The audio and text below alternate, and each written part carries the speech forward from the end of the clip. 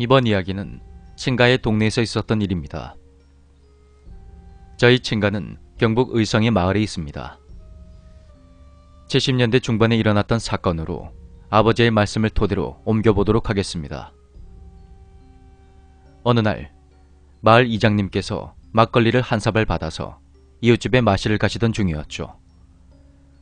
도시와는 달리 집집마다 조금 떨어져 있어서 몇백 미터를 걸어가야 했습니다. 그렇게 조용한 시골의 밤길을 걸어가고 있는데 어디선가 가늘고 희미한 소리가 들려왔습니다. 뭔가 짐승의 울음소리 같기도 하고 사람의 신음소리 같기도 한, 도무지 구별을 할 수가 없는 그런 소리였습니다. 이장님은 자신도 모르게 그 소리가 나는 곳으로 발길을 돌렸습니다. 소리가 가까워질수록 이장님께서는 이곳이 마을 토박이인 이신의 집인 것을 확신하셨고 쟁걸음으로 가까이 가보니 소리가 더욱더 선명하게 들려왔습니다. 분명 그 집에서 나는 소리 맞는데 주인이 없어 보이는 그 집은 불이 꺼져 있었다더군요. 이장님은 혹시 산짐승이라도 들어와서 집안을 파헤치는 건 아닐까 염려를 하셨고 농기구를 모아둔 창고로 가서 손전등을 챙겼습니다. 그렇게 집 쪽을 비추면서 다가가자 뭔가가 눈에 띄었습니다.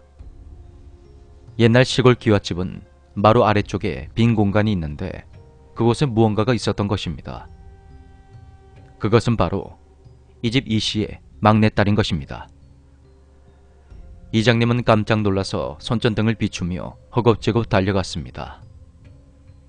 마루 아래에서 이씨의 막내딸이 배를 움켜쥔 채 펑펑 울고 있었는데 그 모습과 울음소리가 마치 노루나 산짐승들이 울부짖는 것과 똑같았다고 합니다. 그리고 더욱 놀라운 것은 움켜진 배 안쪽으로 선혈이 낭자해 있었고 그 앞에는 피가 묻은 큰 부엌칼이 놓여져 있었습니다. 이장님은 즉시 소리를 질러서 집집마다 사람들을 불러 모았고 읍내 파출소와 의료원에 신고를 했습니다. 그렇게 조용했던 마을이 순식간에 뒤집어졌습니다. 그때 당시 추석 명절을 앞두고 있던 때라 이씨 내외와 가족 모두가 막내딸만은 남겨둔 채 집을 비운 상태였습니다. 급히 연락을 받은 가족들이 병원으로 달려왔고 사건의 진상을 밝히기 위해서 경찰에서 수사를 진행했습니다. 시간이 흘러 환자가 어느 정도 안정을 되찾고 사건 정황을 진술했는데 그 내용이 너무나도 현실적이지 못했다고 합니다. 내용은 이랬습니다. 부모님과 가족들이 먼저 이웃마을의 친척댁으로 갔고 사건의 당사자는 집에 홀로 남아서 뒷정리며 청소를 하고 있었답니다. 그러다가 마룻바닥을 닦고 있는데 갑자기 주변이 안개가 낀 것처럼 뿌옇고 흐릿하게 변해갔답니다. 그리고 쌀이문 밖에서 시커먼 형체가 아른아른거리더니 점점 집 안으로 들어오더랍니다. 물체가 점점 가까워지면서 서서히 그 모습이 구별되기 시작했는데 그건 다름 아닌 사람의 형체였습니다. 남자 한 명과 여자 한 명, 이렇게 두 명이었다더군요. 그 의문의 남녀는 다름 아닌 3년 전에 오토바이 사고로 죽은 큰오빠와 그의 여자친구였습니다. 두 사람은 마치 누군가를 크게 비웃듯이 깔깔거리며 웃더니 갑자기 표정을 싹 바꾸고는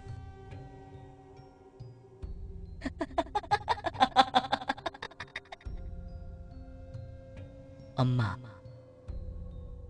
아버지도 아무개도 곧 따라갈 거니까 너무 억울해 말거라.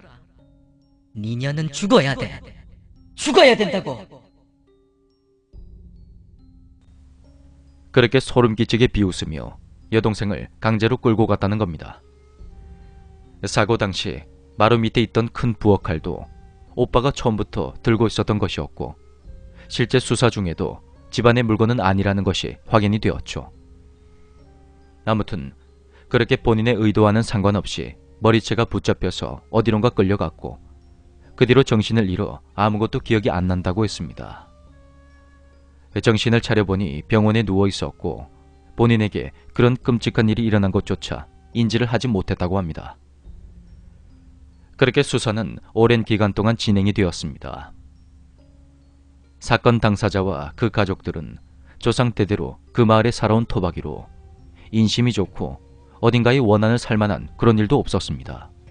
또한 외부인이나 강도의 침입에 대한 가능성도 희박했기 때문에 사건은 당사자의 단순 자살미수 사건으로 종결이 되었습니다. 당사자의 진술 내용은 정신착란에 의한 일종의 정신질환으로 분류되어 정신과 치료 조치가 내려졌다더군요. 사건이 일어난 직후 당사자의 아버지인 이씨 아저씨는 마을 사람들과 술자리를 가지며 자책을 했다고 합니다. 그런데 이런 말을 했다고 합니다.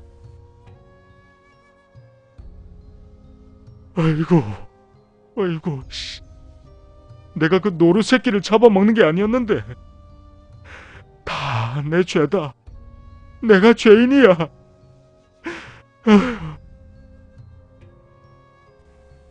알고 보니 사건이 일어나기 몇 주 전 이씨 아저씨는 마을 뒷산에 벌초를 하러 갔다가 올무에 걸려서 발버둥을 치는 노루 한 마리를 발견하게 됩니다. 이씨는 마침 명절도 다가오고 몸보신을 해야겠다는 생각에 주변을 살피며 벌초에 사용하려던 낫을 들게 됩니다. 그리고 노루의 복부와 목줄을 내리쳐서 숨통을 끊었죠. 그렇게 잡은 노루를 집으로 가져와서 손질을 하려다가 그 노루의 뱃속에 새끼가 있었다는 것을 알게 됩니다.